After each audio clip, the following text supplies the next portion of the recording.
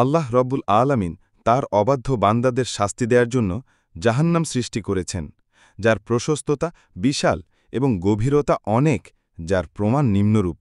১. পৃথিবীর অধিকাংশ মানুষ জাহান্নামে প্রবেশ করবে। জাহান্নামীদের সংখ্যার আধিক্য বর্ণনা করতে গিয়ে রাসূলুল্লাহ সাল্লাল্লাহু আলাইহি ওয়াসাল্লাম বলেছেন, ৯৯৯ জন মানুষ জাহান্নামে প্রবেশ করবে। এর পরেও আল্লাহ তাআলা জাহান্নামীদেরকে বিশাল আকৃতির দেহ দান করবেন, যেমন তাদের এক একটি দাঁত হবে উহুদ পাহাড়ের সমান। এক কাঁধ থেকে অপর কাঁধের দূরত্ব একজন দ্রুতগামী অশ্বারোহীর ৩ দিনের পথ। চামড়া হবে ৩ দিনের পথ পরিমাণ মোটা, যা জাহান্নামীদের দেহ অবয়ব অধ্যায়ে আলোচনা করব ইনশাআল্লাহ। এত বিশালাকৃতির ৯৯৯ জন মানুষ জাহান্নামে প্রবেশ করলেও তা পূর্ণ হবে না।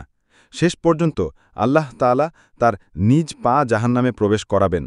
আল্লাহ তাআলা জাহান্নামকে বলবেন, ইয়াউমা তাকুলু লি জাহান্নামা হালিম তালাতি ওয়া তাকুলু হাল মিম মাজিদ। সেদিন আমি জাহান্নামকে জিজ্ঞেস করব, তুমি কি পূর্ণ হয়ে গেছ? জাহান্নাম বলবে, আরও কিছু আছে কি? সূরা কাফ আয়াত ৩০।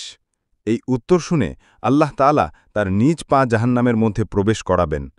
এ সম্পর্কে হাদিসে এসেছে, আনাস ইবনে মালেক রাদিয়াল্লাহু থেকে বর্ণিত, রাসূলুল্লাহ সাল্লাল্লাহু আলাইহি ওয়াসাল্লাম বলেছেন, জাহান্নামে অনবরত জিন মানুষকে নিক্ষেপ করা হবে।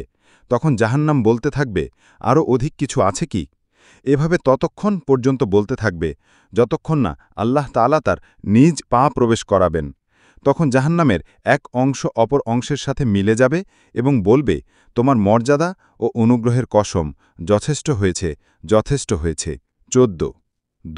জাহান্নামের গভীরতা সম্পর্কে হাদিসে এসেছে, আন আবি হুরায়রাতা কালা কুন্না মা রাসূলিল্লাহি সাল্লাল্লাহু আলাইহি ওয়াসাল্লামা ইজ সামিয়া ওয়াজবাতান ফাকালা নবিয়্যু সাল্লাল্লাহু আলাইহি ওয়াসাল্লামা আত্তাদরুনা মা হাযা কালা কুলনা আল্লাহু ওয়া রাসূলুহু আলামু কালা হাযা হাজারুন রুমিয়া বিহি ফিন্নারি মুনজু ৭০ খরিফান ফাহুয়া ইয়াহউই ফিন্নারি আল আনা হাত্তা ইনতাহা ইলা কারিহা। রাওয়াহু মুসলিম। আবু হুরায়রা রাদিয়াল্লাহু হতে বর্ণিত, তিনি বলেন, একদা আমরা রাসূলুল্লাহ সাল্লাল্লাহু আলাইহি ওয়াসাল্লামের সাথে ছিলাম। যখন তিনি একটি শব্দ শুনলেন, তখন বললেন, তোমরা কি জানো এটা কি? তখন আমরা বললাম, আল্লাহ ও তার রাসূলই ভালো জানেন। রাসূলুল্লাহ সাল্লাল্লাহু আলাইহি ওয়াসাল্লাম বললেন, এটি এক খণ্ড পাথর যা জাহান্নামের মধ্যে নিক্ষেপ করা হয়েছে ৭০ বছর পূর্বে। এখন পর্যন্ত সে নিচের দিকে অবতরণ করছে জাহান্নামের তলা খুঁজে পাওয়া অবধি।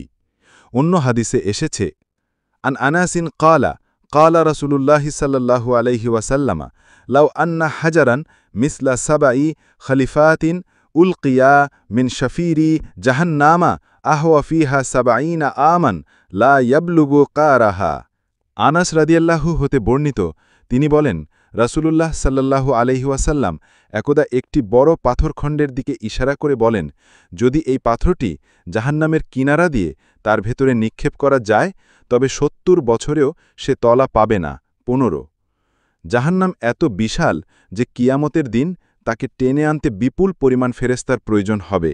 হাদিসে এসেছে, আন আবদিল্লাহি কালা কালা রাসূলুল্লাহি সাল্লাল্লাহু আলাইহি ওয়াসাল্লামা ইউতা বিজাহান্নামা ইয়ৌমা ইজিল্লাহা ৭০ আলফা জিমামিন মা আকুল্লি জিমামিন ৭০ আলফা মালাকিন ইয়াজুরুনাহা।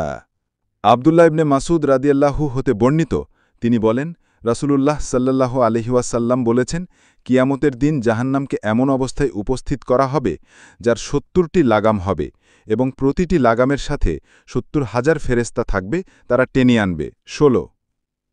কিয়ামতের দিন আল্লাহর দুটি বিশাল সৃষ্টি চন্দ্র সূর্যকে জাহান্নামে নিক্ষেপ করা হবে, যার প্রমাণে বাইহাকিতে বর্ণিত হয়েছে, আন হাসানিন কালা হাদ্দাসানা আবু হুরায়রাতা আনিন নবী আলাইহিস সালামা কালা আশ-শামসু আল কামারু সাওরানি মুকাওয়ারানি ইয়াউমাল কিয়ামাতি ফাকালা আল হাসানু মা যামবুহুমা ফাকালা ইন্নামা উহাদ্দিসুকা আনি রাসূলিল্লাহি সাল্লাল্লাহু আলাইহি ওয়াসাল্লামা ফাসাকাত আল হাসানু।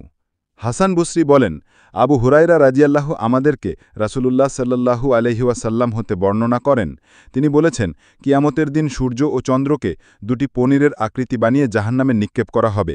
তখন হাসান বসরি জিজ্ঞেস করলেন, তাদের অপরাধ কি? জবাবে আবু হুরায়রা বললেন, আমি রাসূলুল্লাহ সাল্লাল্লাহু আলাইহি ওয়াসাল্লাম হতে এ ব্যাপারে যা কিছু শুনেছি তাই বর্ণনা করলাম। এই কথা শুনে হাসান বসরি নীরব হয়ে গেলেন।